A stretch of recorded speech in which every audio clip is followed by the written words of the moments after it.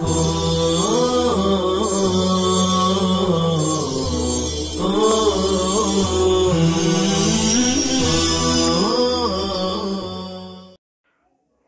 اللہ الرحمن الرحیم۔ السلام علیکم ورحمۃ اللہ وبرکاتہ۔ امید ہے طلبہ عزیز خیریت سے ہوں گے۔ کل کے سبق میں آپ نے بسیطہ اور مرکبہ کو جانا، جو حل کی دو قسمیں تھی، بسیطہ اور مرکبہ۔ بسیطہ جس میں صرف وجود شے کے متعلق یا عدم وجود کے متعلق سوال کیا جاتا ہے، اس کی مثال اور تعریف گزر گئی۔ اسی طریقے سے بس مرکبہ وہ ہے جس میں وجود شے یا عدم وجود شے کے ساتھ ساتھ یہ وجود کس کے لیے ہے یا عدم وجود کس کے لیے ہے، ان دو چیزوں سے متعلق سوال ہوتا ہے۔ امید ہے کہ آپ کو بات پچھلے محاضرے کی سمجھ میں آ گئی ہوگی۔ آج حمزہ اور حل کا فرق بیان کریں گے۔ اس سے پہلے کے سبق میں ملاحظے کے طور پہ حل کے بارے میں نے چند ملاحظات بتائے تھے، طلبہ عزیز نے اس کو نوٹ کیا ہوگا۔ آج حمزہ اور حل کا فرق صاحب کتاب کے مطابق دیکھ لیتے ہیں۔ تو پہلا فرق یہ ہے کہ حل صرف طلب تصدیق کے لیے آتا ہے۔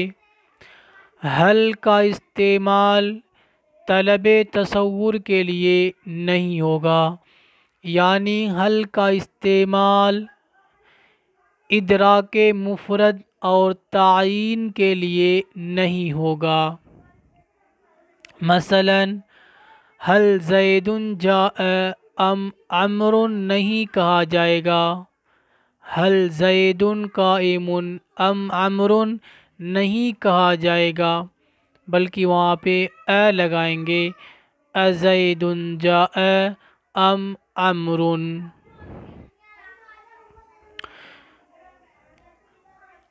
حل کا استعمال صرف تصدیق کے لیے کہیں گے، لہذا کہیں گے حل جاء زید، حل جاء زید، یہاں تصدیق کے لیے، یعنی صرف نسبت کے متعلق سوال کرنا ہو تو حل کا استعمال کریں گے، اگر نسبت کی تعیین سے متعلق سوال کرنا ہو تو ایسے کریں گے۔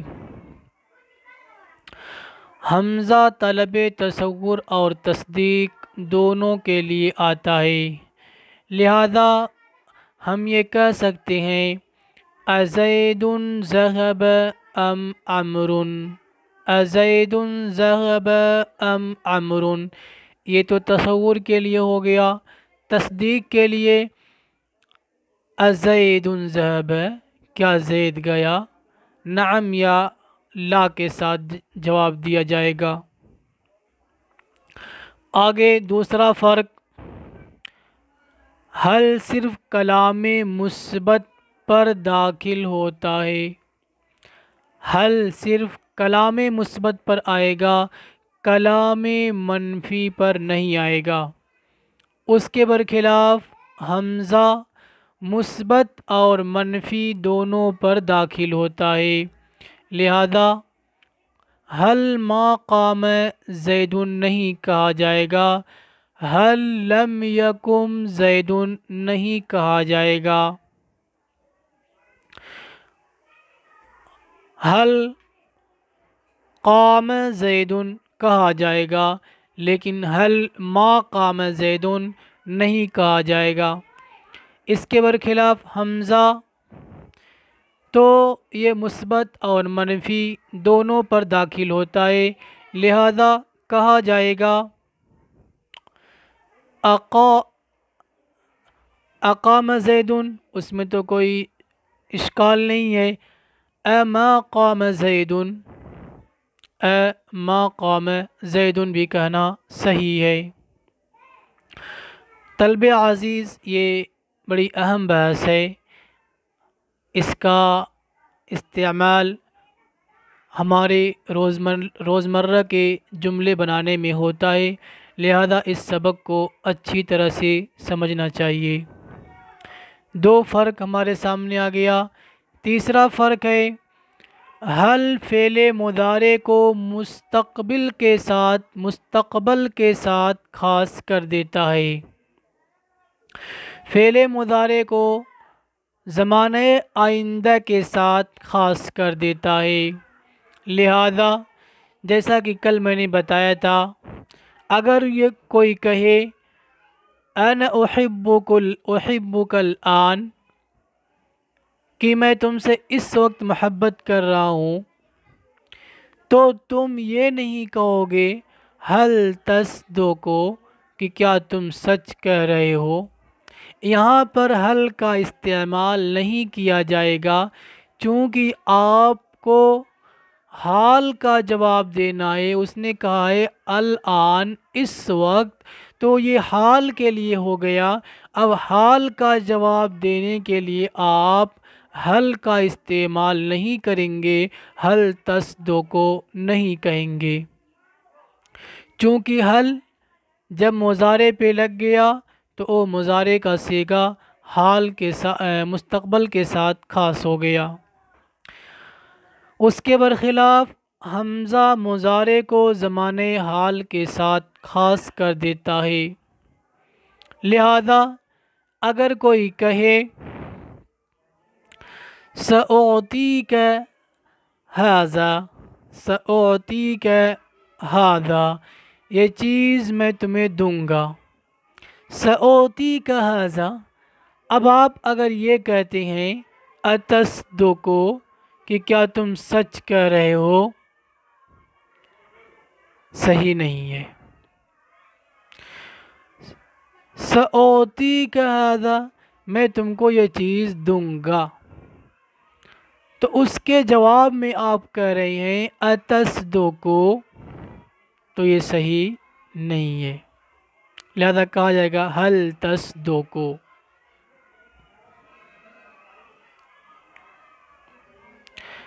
آگے دیکھیے، حل کلمہ شرط اور ان پر داخل نہیں ہوگا۔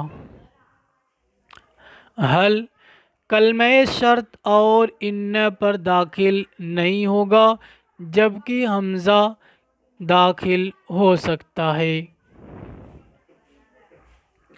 لہذا حل ان ضربت، ضربتو نہیں کہیں گے، کیونکہ ان حرف شرط ہے۔ حل ان ضربت، ضربتو نہیں کہیں گے۔ حل ان زیدن قائم نہیں کہا جائے گا، ان زیدن قائم کہا جائے گا۔ ان ضربت، ضربتو کہا جائے گا، لیکن حل اس پر داخل نہیں کریں گے۔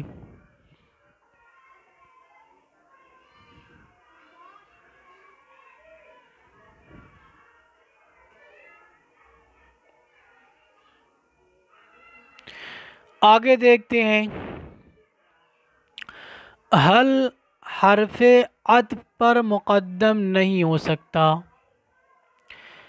حمزہ مقدم ہو سکتا ہے، جیسے افلم یسیروا فی الارض، افلم یسیروا، تو یہاں پر حل فلم یسیروا نہیں کہہ سکتے، حل ثم ضرب نہیں کہہ سکتے، حرف عطف کو مقدم کیا جائے گا اگر آپ حل کو لا رہے ہیں تو، یعنی ثم حل کہا جائے گا، فحل کہا جائے گا، حل ف نہیں کہا جائے گا، حل ثم نہیں کہا جائے گا۔ جتنے بھی حروف عطف ہیں اس پر حل کو مقدم نہیں کیا جائے گا، حمزہ مقدم ہو سکتا ہے۔ جیسے افلم یسیرو کے اندر فا حرف عطف ہے، حمزہ مقدم ہے۔ اسی طریقے سے آپ کہہ سکتے ہیں اسم اذا وقع، اسم اذا ما وقع۔ جی آگے دیکھتے ہیں، حل اصلاً قد کے معنی میں ہوتا ہے، لہذا حل اس جملہ اسمیہ پر داخل نہیں ہو سکتا جس کا دوسرا جز فعل ہو۔ حل کو اس جملہ پر داخل نہیں کریں گے جس کا پہلا کلمہ اسم ہو اور دوسرا کلمہ فعل ہو۔ اس کے برخلاف حمزہ یہ داخل ہو سکتا ہے، جیسے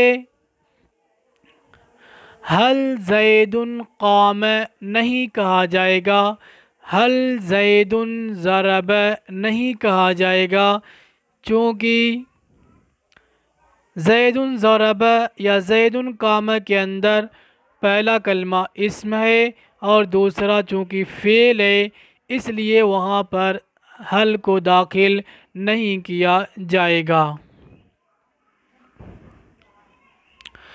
اس کے برخلاف ازید قام کہا جائے گا، ازید قام، ازید ضرب کہنا صحیح ہے۔ آگے من عاقل کی تعیین طلب کرنے کے لیے آتا ہے، وہاں پہ حل اور کا فرق ختم ہو گیا۔ اب یہاں سے جو بقیہ استفہام کے لیے ادات استفہام ہیں ان کا معنی یا ان کا استعمال کہاں ہوتا ہے اس کے بارے میں آپ کو بتائیں گے۔ تو من عاقل کی تعیین طلب کرنے کے لیے آتا ہے، جیسے من یرزقکم من السماء، آسمان سے تمہیں رزق کون دیتا ہے، تو یہاں من عاقل کی تعیین کے لیے ہے کہ جو رزق دینے والا ہے یعنی اللہ تعالیٰ، اس کے بارے میں جواب دیا جائے، اس کے بارے میں بتایا جائے۔ من ضرب زیدن، زید کو کس نے مارا، تو یہاں پر بھی عاقل کی تعیین طلب کرنے کے لیے ہے کہ جس نے مارا ہے وہ ظاہر سی بات ہے عاقل ہوگا، اس کی تعیین کر دو۔ ما غیر عاقل کی تعیین طلب کرنے کے لیے آتا ہے، جیسے القاریعۃ ما القاریعہ، القاریعۃ ما القاریعہ، القاریہ قیامت کا ہولناک دن ہے، جھنجھوڑ دینے والی چیز۔ تو یہاں پہ ما یعنی پوچھا گیا ہے القاریہ تو کیا ہے، تو ما غیر عاقل کے لیے ہے، چونکہ القاریہ کے اندر عقل نہیں ہے، غیر عاقل ہے۔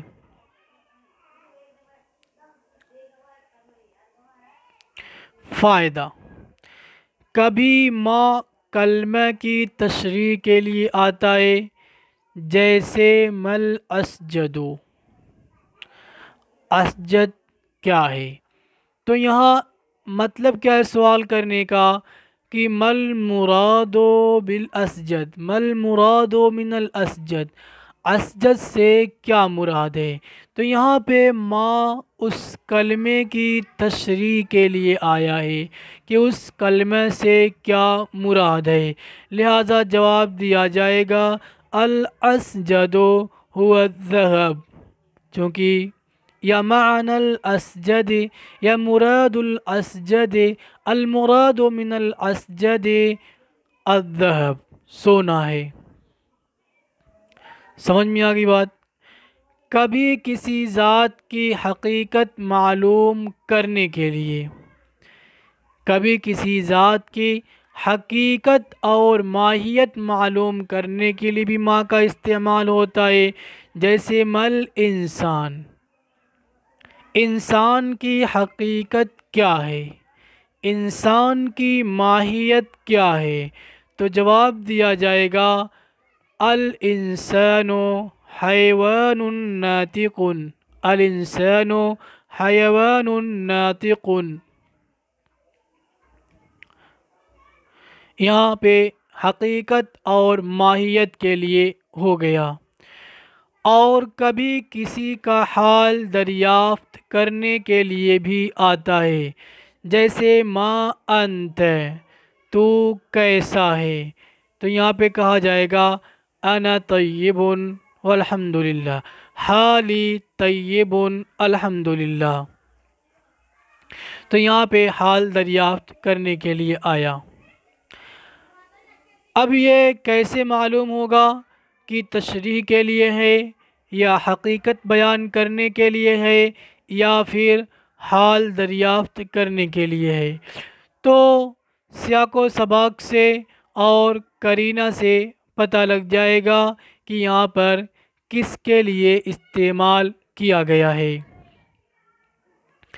آگے دیکھیے، متی یہ زمانے کی تعین طلب کرنے کے لیے آتا ہے، خواہ ماضی ہو یا مستقبل ہو۔